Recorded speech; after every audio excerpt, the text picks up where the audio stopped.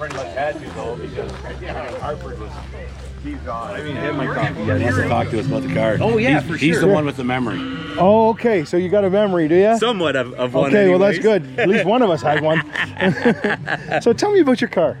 So it's a 73 Vega that Dad bought in 2017, and of course Dad's been drag racing for, I say 50 years, but it's probably closer to 55 years because you're 75 now, right? And I don't know how many cars you've had, what, 5? Where did you drag race? Drag cars? I've drag raced everywhere. Dragway Park. I've been Dragway Park. I've been in Dragway Park, St. Thomas. I've run in Milan. I've run in mid-Michigan. Back in the 90s, Dad started racing NMCA, like National Muscle Car Association stuff, with that 69 Nova. Oh, wow. And we ran that for 3 years, and that was all over the States. And I won the World Finals in Memphis with that car. Yeah, in Right on. 94. Top stock, yeah.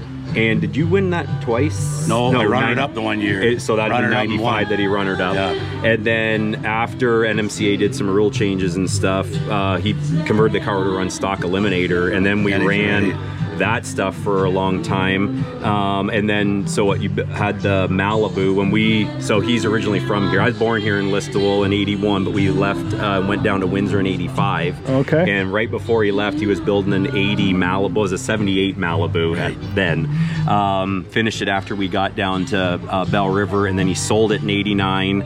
Built an Outlaw Pro Stock car in 91. Then after that had the Nova, and then bought the Malibu back in 2000. And then we super stock raced it till 2011. And then we put it back on the street to street drive it. And then he said, I want to build one more car. And that's this? So that's this. So let's talk about this car. Yeah, so it's a 73 Vega, which he had a 73 Vega here in Listowel back in the late 70s. That was big tired with red.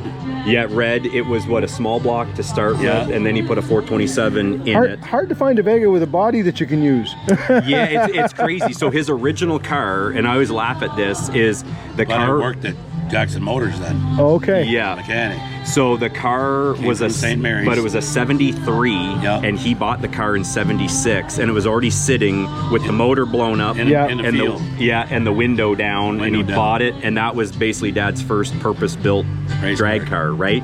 So after had a brand new driver's door at Jackson's, 2 brand new front fenders, and put it all back together, and it was like a pretty sweet car. Yeah. So then after we put the Malibu back on the street there in 2011, we did that for, a number of years, and then Dad got back into snowmobile racing. And then once he was done with that, he goes, I want to build one last car. So he was looking at buying like a rear-wheel drive conversion Cavalier or Cobalt to go back running super stock with. And I just said to him on a whim, I said, man, why don't you build another Vega? And he goes, Vega? He goes, I don't even know, what would I run that in? Because there had never been a Vega built for NHRA super stock racing because of curb weight was never high enough. Okay. And they come up with this stupid GT rule. It had to be originally a V6. Well, some of the Cobalts and some of the Cavaliers were not V6s. No, they were four-bangers, cylinders, right? And they were allowing those guys in. So then he went to NHRA and said, I want to build a Vega, because you could take a Cobalt or a Cavalier, you push the firewall back, you make it rear-wheel drive to put, whatever type of motor combination in it, and that's to be legal. A super stock car. He goes, I can put an LS in a Vega with the stock firewall. Why can't we make this legal? And then NHRA ditched the shipping weight stuff. Yep. So in 2017, we drove out to New Hampshire and bought this car, and it was it was bone stock. It had a shackle lift on it and some other kind of hillbilly parts on it. And we drove all day to get out there, and by the time we got there, it was nighttime. And the guy had sent pictures to him and said, oh, this is like a super clean Vega, right? Because there's no Vegas around anymore, right? So we get out there and we load the car in the dark.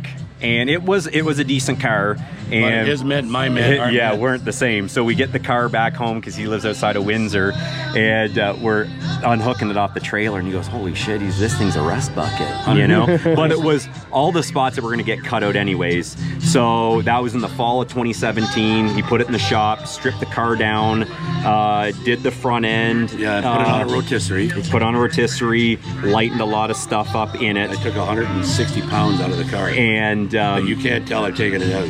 I took the crash bars out of the doors. I took a lot of weight out of it. And he always wanted an MPR built race car, super stock car. So MPR is Mike Pistolny Racing out of Elmont, Michigan. And so Dad and Mike made a deal, and the car went over to Mike's in the summer of 2018, where the chassis and everything got done, the cage, the tubs, the narrowed Ford 9-inch. It's a 4-link car. Of course, it's got race disc brakes all the way around. Chrome ollie. Yeah, and it's got a LS1 346, right? And yeah, so he's been running it in GT Super Stock for the last 4 years. What times does this turn? It runs 960s, almost 140 miles an hour in 2023. So I said Dad's been racing for 55 years. Has won a lot of races and stuff, but had never won an NHRA Wally.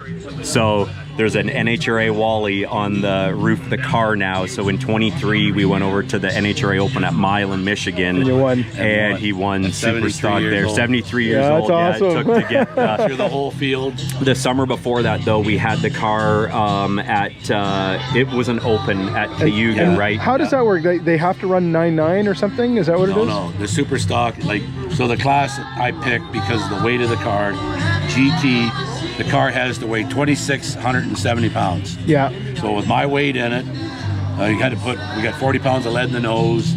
We had real heavy batteries in the back of it to make that weight. So then it's a 1010 index. Okay. So you have to run faster than 1010 or you can't run. If you don't make 1010, they tell you go park it. So it runs 960s.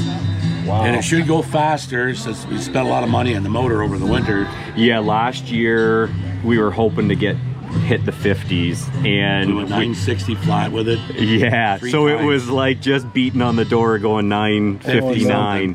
But the car, it does these great big huge wheel stands. Yeah, he's where got pictures of it. It's just like oh this. wow! If it didn't have the wheelie bars, she'd tear the rear bumper. He'd be right off the back. Yeah, exactly.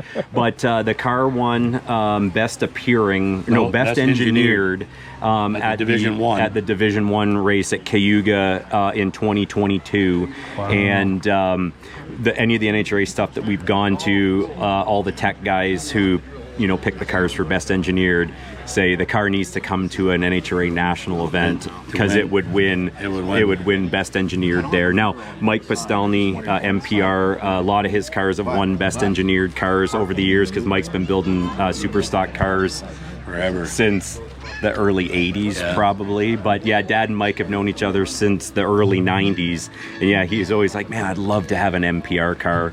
So it ended up working out when I said, man, you're talking about building another Vega. That he had a Cobalt half built that I could have just went and said, Mikey, I want to buy the Cobalt. Let's finish it. Yeah, but he said, Dad, Vega would be kind of cool. And of course, you don't see, like, even at drag strips and stuff anymore, you don't really see a lot of Vegas. Yeah, everyone. You just don't see them. Yeah. And they were only legal for modified in gas back in the 70s. Yeah. They weren't legal for super stock. And when they dropped the shipping weight, they were legal then. And I said about Dad went back snowmobile racing there after he had quit drag racing. He met a guy out in Wisconsin who is a really good paint and body guy. And his last race sled he sold to Bill. And on part of the deal was Bill would do the paint and body work on the Vega for him. So after it was done at the chassis shop at Mike's in 2019, it went out to Wisconsin and Bill Stahl did the paint and body work. And Bill's cars have won a number of awards and stuff over the years. He does a lot of SEMA cars and stuff too. Yeah. So so we had some really good guys helping us build the car for, to get it to look the way it does. And of course, Dad's always been a fussy guy. Steel floor pan in it still. Yeah. It's got to be a stock interior because it's super stock. That means stock means stock. Got the stock dash in it. Yeah, a lot of people don't understand. Like they go, well, why don't you cut the dash out of it, or why doesn't it have like aluminum door panels to get it light enough, right? But the rules that NHRA has for super stock, And all this stuff does it still have the heater controls in the dash? I put the heater controls back in. They're not hooked to anything. Yeah, they're just there. That used to be part of their rules, but it still had to have the stock heater controls in it, even though you're altering all this other stuff. Why they had these little rules or whatever, right? And there's no heater core. No, nothing. Yeah. But it has to have like a stock steel hood on it. You know, people, why don't you put a hood scoop? You can't, you know? You can't put fiberglass parts on it, you know? It has to have all this stuff. Like, and it can't They even check to make sure you put all the bumper bolts in. Yeah. Okay. Yeah, like check NHRA is these very things, strict man. on this stuff. And, but yeah, it's, that's the car that he's been racing there the And last it's 5 years. totally powder coated. Yeah. All underneath. Yeah, in when the bay, inside, the back, and then they masked it off and then did the body work. Yeah. That's awesome. Yeah, and actually, I can't think of what the guy's name is here in Listowel. When we got the car home, Dad was looking for somebody to do the interior, and I don't know, interior guys are hard to find these days. But There's a guy in town. Yeah, he's really good. Yeah, he's the one that did the carpet and recovered the dash, because of course you can't get a replacement. Yeah, I dash can't think pad of his for name these. right now, but he's a really Ron good guy. McLaughlin got me hooked up with him. Yeah. I've heard people come a long way to come here to see him. Yes, Yeah. absolutely. So, but yeah, so that's the story That's on long the and Vega. short on my Vega. Yeah, Oh, that's awesome. yeah. I just want to thank this father and son team for giving me all the info on their car, and I really enjoyed learning all about drag racing. And if you like this video, give it a big thumbs up and hit the subscribe button if you haven't already. And if you like this video, check out one of the ones that's on the screen right now.